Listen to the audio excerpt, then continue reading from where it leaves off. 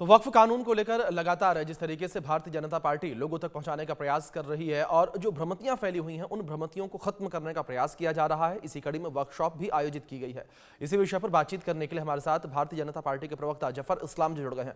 जफर जी, बहुत स्वागत है आपका इंडिया न्यूज पर। सर, मैं आपसे यही जानना चाहूंगा, जिस तरीके से वक्फ कानून को लेकर लगातार कई सारी भ्रमतियां फैलाई जा रही हैं, आप क्या कहेंगे वक्फ कानून को लेकर? देखिए, विरोध जो है वो एक राजनीतिक एजेंडा है। All India Muslim personal law board, जिसकी अपनी स्टैंडिंग खत्म हो चुकी है, वो ऐसे मौके की तलाश करती है कि ताकि ऐसे मौके से वो कहीं ना कहीं फिर से उजागर होने की कोशिश करती है। लेकिन देश की जनता, खासकर गरीब तबका जो मुस्लिम का, वो इस बात को मानने लगा है कि अब तक तो उसको कोई फायदा नहीं हुआ, और जब प्रधानमंत्री जी ने कोई बेड़ा उठाया है तो इसका फायदा डायरेक्ट उनको होगा। तो आज ये कह रहे हैं, लेकिन कल को उनको मुक्की खानी पड़ेगी, इसलिए कि इसका पूरा फायदा जो है मुस्लिम समाज के गरीब तबके होगा। जैसे जैसे ये बातें और भी, जब चूंकि कोर्ट में भी मामला चला गया, कोर्ट में जाके इस पर और भी जब खंगलाएगी पूरे इश्यूज को, तो पता चलेगा कि 75 सालों में किस तरह से वक्फ बोर्ड का गलत इस्तेमाल किया गया। और कुछ लोग जो पावरफुल दबंग लोग थे उनको फायदा हुआ है, साठ घाट से और भी लोगों को, दूसरे समाज के लोगों को फायदा हुआ है। लेकिन मुस्लिम समाज के, जिसके लिए इसके बारे में आदरणीय प्रधानमंत्री जी ने एक बार नहीं अनेक बार कहा कि इसका सीधा फायदा मुस्लिम समाज के यतीम, मिस्कीन, गरीब, जो बिल्कुल मार्जिनलाइज सेक्शन जो है मुस्लिम कम्युनिटी को, उसका फायदा होगा। इसलिए इसमें आज उन लोगों को, वो लोग इसको प्रोटेस्ट कर रहे हैं जिनको इससे नुकसान होने वाला है। ऐसा है कि अभी तो ये मामला कोर्ट में है, दोनों सदनों ने पारित कर दिया है, मामला तो कोर्ट में है। लेकिन कोर्ट का जब मामला आएगा तो कोर्ट में सारी चीजें रखी जाएंगी।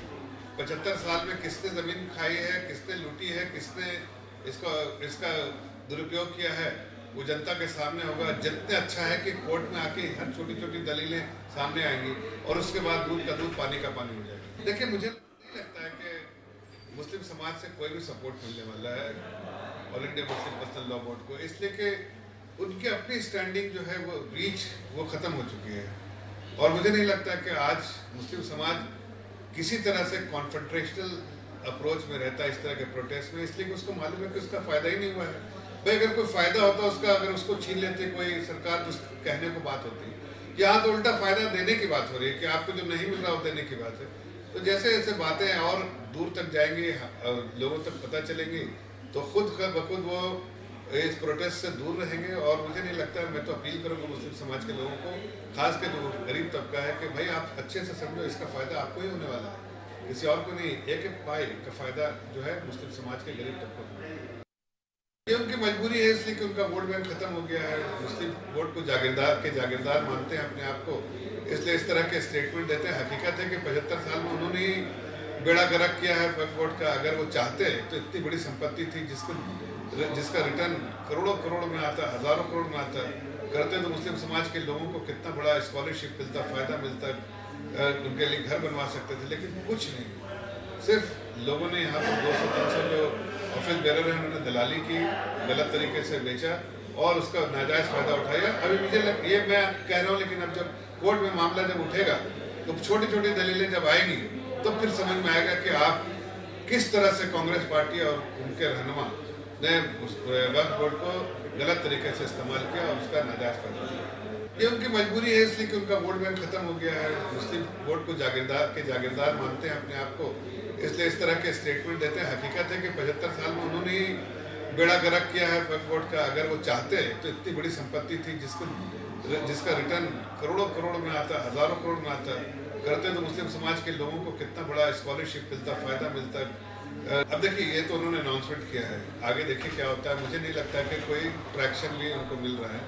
मुस्लिम समाज कोई भी तरह से कॉन्फ्रंटेशनल अप्रोच में नहीं, इसलिए उसको पता है कि इससे कॉन्फ्रंटेशन से उनका नुकसान होने वाला है।